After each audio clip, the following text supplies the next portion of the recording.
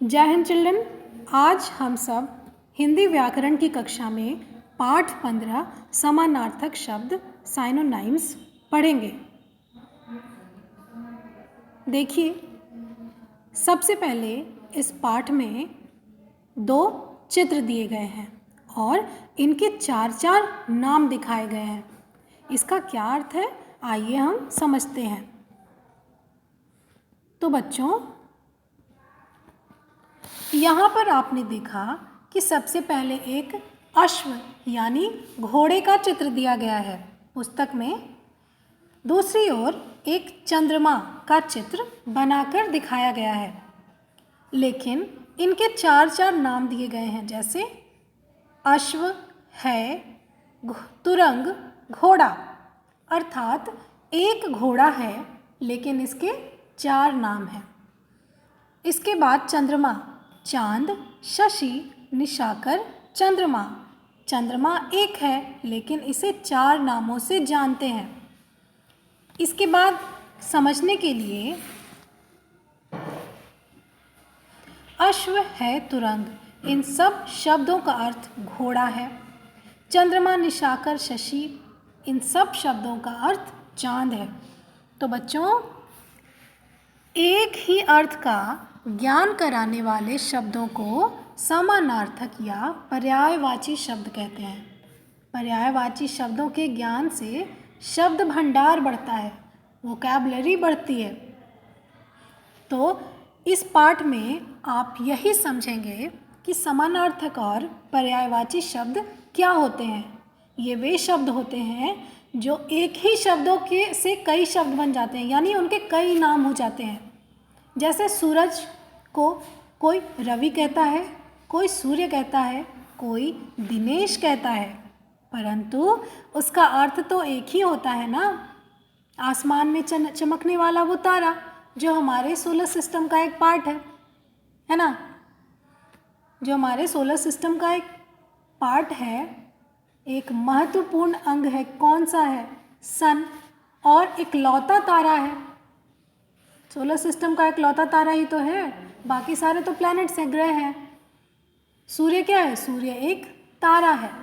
तो सूर्य को चाहे हम रवि कहें, सूर्य कहें या दिनेश कहें, वो रहेगा तो सूर्य ही रहेगा, तो एक तारा ही, लेकिन उसके नाम कई हैं। कई नाम होने से भी कोई फ़र्क नहीं पड़ता, समझने वाले लोग समझ जाएंगे कि ये किसके बारे में कह रहा है।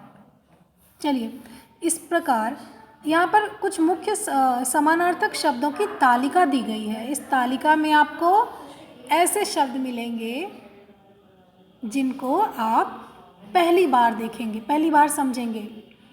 आप सामान्य शब्दों को तो पहले से जानते हैं, लेकिन उन शब्दों के समानार्थी या पर्यायवाची शब्द को थोड़ा कम जानते हैं, है ना। तो आज इस पाठ में आप जानेंगे कि इतने सारे जो शब्द हैं जो लाल रंग से लिखे गए हैं, उनके और भी कितने नाम हैं, उनको और भी किन नामों से बुलाया जा सकता है। तो चलिए हम एक एक करके सभी शब्दों को पढ़ते हैं और समझते हैं। देखिए, बादल को आप और क्या कह सकते हैं? मेघ, घटा और जलधर। आप कहेंगे जलधर क्या है? जलधर का अर्थ बादल होता है? मुझे तो नहीं पता। हाँ, तो आपको आज यही पता करना है कि जलधर, घटा और मेघ, इन तीनों का अर्थ बादल होता है, यानी क्लाउड होता है। रात का पर्यायवाची या समानार्थी। अब बच्चों, ये पर्यायवाची और समानार्थी ये दोनों एक ही शब्द हैं। समानार्थक या पर्यायवाची। समानार्थक का अर्थ होता है समान अर्थ जिनसे निकलता हो या जो समान अर्थ रखते हों, और पर्यायवाची मतलब कि किसी का पर्याय होना या किसी के बदले होना। पर्यायवाची का अर्थ हो जाता है उसके बदले होना, यानी सूरज के बदले उसका एक और नाम है, तो उसे हम कहेंगे पर्यायवाची। अब रात का अर्थ क्या क्या हो जाता है? रात का समानार्थी या पर्यायवाची क्या क्या होगा? रात्रि, निशा, रजनी। देखो, किसी का नाम रजनी होता है, किसी का नाम निशा होता है ना। तो ये रजनी और निशा, इन दोनों नामों का अर्थ क्या होता है बेटा? इन दोनों नामों का अर्थ होता है रात्रि, यानी रात। ईशान कलिता आप हंस रहे हैं ना, क्योंकि आपकी मैम का नाम निशा है। सेकंड एक ही क्लास टीचर है। यस बेटा, सेकंड में रजनी मैम है और फोर्थ में निशा मैम है। So that's why you are laughing. दो निशा मैम। तो इन दोनों का अर्थ होता है रात्रि। ठीक है, अब देखिए माता, जननी, अम्बा और माँ। जैसे आपने बहुत सारे जो रिलीजियस सॉन्ग्स हैं उनमें सुना होगा ना, अम्बे माँ की जय, ऐसे करके। तो आज आप जानेंगे कि अम्बा माता को कहा जाता है ना। अम्बा, जननी और माँ, ये सब माता के समानार्थक या पर्यायवाची शब्द हैं। इसके बाद अगला शब्द है नेत्र। नेत्र का क्या अर्थ होता है? आँख, नयन और लोचन। अब लोचन शब्द कुछ बच्चों को याद नहीं रह जाएगा, तो उसके लिए क्या करना है? इन शब्दों को बार बार दोहराना है, रिपीट करना है, ताकि याद रह सके। नयन और लोचन, आँख, नयन, लोचन। नेत्र, आँख, नयन, लोचन। आप ऐसे करके भी इन्हें याद कर सकते हो, ताकि आपको पता चले कि चारों एक ही हैं। नेत्र, आँख, नयन, लोचन। ठीक है, अब चलिए पक्षी। पक्षी का पर्यायवाची और क्या क्या होगा? खग, विहग, पंछी। देखिए, खग, विहग, पंछी, ये तीनों, खग, विहग, ये एक जैसे लग रहा है ना थोड़े बोलने में। तो खग, विहग, पंछी और पक्षी। पक्षी, पंछी, खग, विहग। आप ऐसे करके याद करेंगे, जिस भी तरीके से आपको आराम से जल्दी याद हो सके।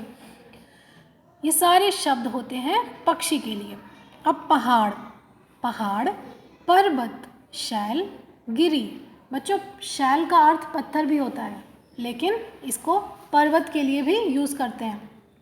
तो पहाड़, पर्वत, शैल और गिरी, ये सारे शब्द हैं माउंटेन के लिए। अब पुत्री, बेटी, तनया, सुता।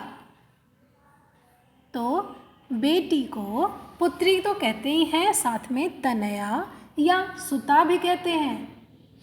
तो जिन बच्चों को पुत्री का अर्थ बेटी पता है, वो पुत्री, तनया, सुता ऐसे याद कर लेंगे। या जैसे देखो, माता का आपको पता है कि जननी, अम्बा, जननी और माँ होता है।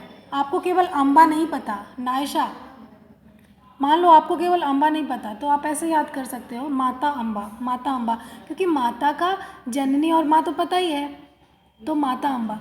और जैसे यहाँ पर पक्षी का सबको पता है कि पंछी भी होता है, तो आप उसे पंछी को साइड करिए और पक्षी का खग, विहग, खग, विहग ऐसे याद कर लो, क्योंकि पंछी तो आपको पता ही है कि पंछी और पक्षी एक ही होते हैं।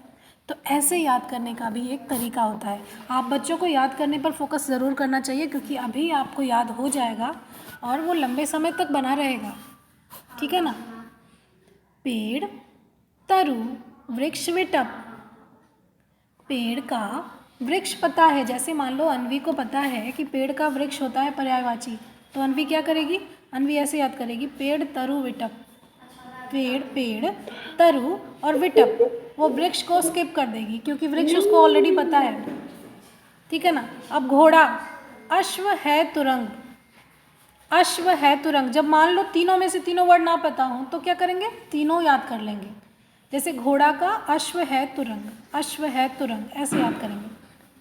अब पृथ्वी। पृथ्वी का धरा, भू और भूमि। तो इनमें से जो भी वर्ड कठिन हो उनको आप याद करेंगे। इसके बाद आकाश, गगन, नभ, आसमान। इसके बाद पानी, जल, नीर, वारी। जैसे पानी का आपको पता है कि जल होता है, तो आप याद करेंगे नीर और वारी। राजा, राजा का भूपति, नृप और भूप। ये तीनों वर्ड कुछ बच्चों के लिए नए हो सकते हैं, तो बच्चों इसे आप तीनों वर्ड्स को याद करेंगे, तीनों शब्दों को, राजा, भूपति, नृप। उन्नति चौहान बेटा ध्यान दीजिए, राजा, भूपति, नृप, भूप ऐसे याद करेंगे आप, ताकि आपको राजा के सभी पर्यायवाची शब्द जो आपकी पुस्तक में दिए गए हैं, बच्चों राजा के पर्यायवाची और भी बहुत ज़्यादा होते हैं, इससे भी बहुत ज़्यादा, लेकिन आपको कुछ शब्द दिए गए हैं, बताए गए हैं जो खास हैं, ठीक है। ऐसा नहीं है कि राजा का जो पर्यायवाची शब्द 3 ही होते हैं, नहीं। ईश्वर, ईश्वर का भगवान, परमात्मा, प्रभु, आई थिंक इसमें से सारे वर्ड सबको पता है, इसलिए ये वाला तो याद ही नहीं करना है ना। फूल, फूल, सुमन, पुष्प, कुसुम। फूल, सुमन, पुष्प और कुसुम, ये होते हैं फूल के पर्यायवाची या समानार्थी। अब पुत्र, बेटा, तनय या सुत। मैम पुष्प भी होता है ना? बिल्कुल होता है। तो बेटा देखिए, आपने पुत्री का देखा था ना कि पुत्री का समानार्थी शब्द होता है बेटी, तनया और सुता। तो जिसने बेटी या बेटा इन दोनों में से किसी का भी समानार्थी याद कर लिया, उसके लिए दूसरा वाला आसान हो जाएगा। कैसे? क्योंकि बेटे का होता है तनय और सुत, और इसका उल्टा हो जाता है बेटी के लिए, तनया और सुता। तो अगर आप किसी का भी पुत्री या पुत्र किसी का भी याद कर लेंगे तो आप दोनों का याद हो जाएगा, आपको दोनों के वर्ड्स शब्द क्लियर हो जाएंगे। इसके बाद रवि, सूर्य। देखिए रवि, दिनेश और सूरज। सूर्य एक बार फिर से यहाँ आ गया। सूर्य, रवि, दिनेश, सूरज। ऊपर सूरज दिया गया है, उसका पर्यायवाची दिखाया गया है रवि, सूर्य, दिनेश। नीचे सूर्य दिया गया है, उसका पर्यायवाची दिखाया गया है रवि, दिनेश और सूरज। तो आप देख सकते हैं कि सेम शब्दों को यहाँ पर पलट दिया गया है, बदल दिया गया है, लेकिन अर्थ एक ही है। कहने का जो उनका दिखाने का क्या अर्थ है कि सूर्य का भी जो है पर्यायवाची ये तीनों हो सकते हैं। तो यानी अगर कोई पूछे कि वारी का पर्यायवाची क्या क्या होगा, तो वारी का पर्यायवाची आप कहेंगे पानी, जल, नीर, इनका होगा पर्यायवाची, ठीक है। अब है शेर, सिंह, वनराज और केसरी।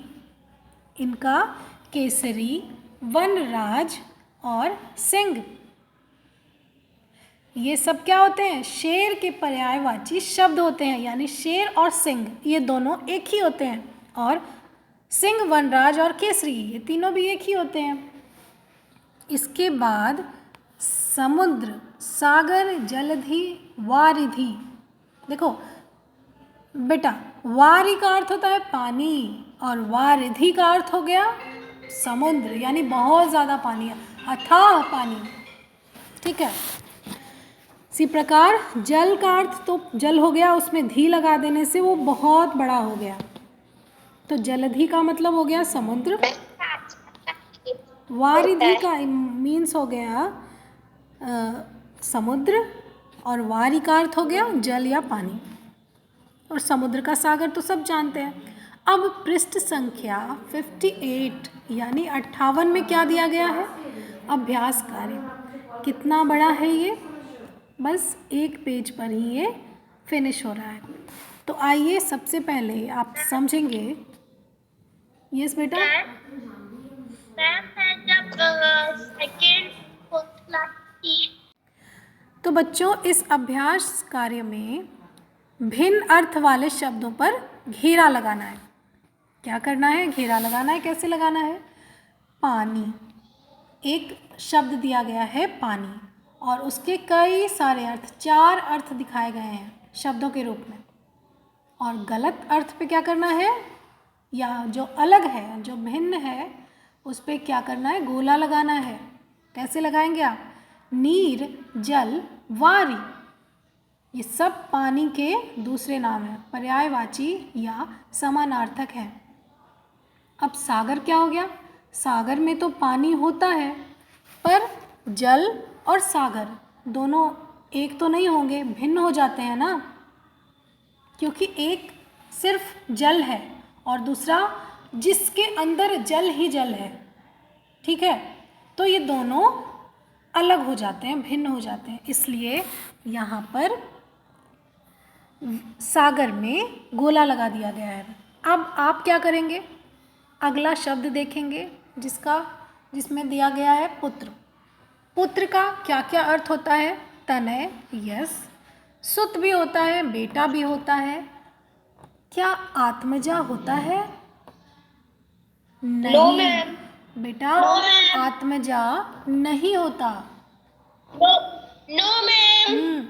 तो मुझे ये बताइए, आत्मजा का अर्थ होता है पुत्री और आत्मज का अर्थ होता है पुत्र। तो आत्मजा यहाँ पर पुत्र के समानार्थी नहीं है, इसलिए हम आत्मजा पर घेरा लगा देंगे। अब पेड़ के क्या क्या अर्थ होते हैं? पेड़ के समानार्थी अर्थ होते हैं तरु, वृक्ष, विटप और पर्वत नहीं होता, इसलिए हम पर्वत के ऊपर घेरा लगाएंगे। आप लोग साथ साथ में ये काम करते चले, नहीं कर सकते कोई बात नहीं, I will send you video link. आँख का समानार्थी शब्द होता है निशा, नहीं होता। नेत्र होता है लोचन और नयन होता है, निशा नहीं होता।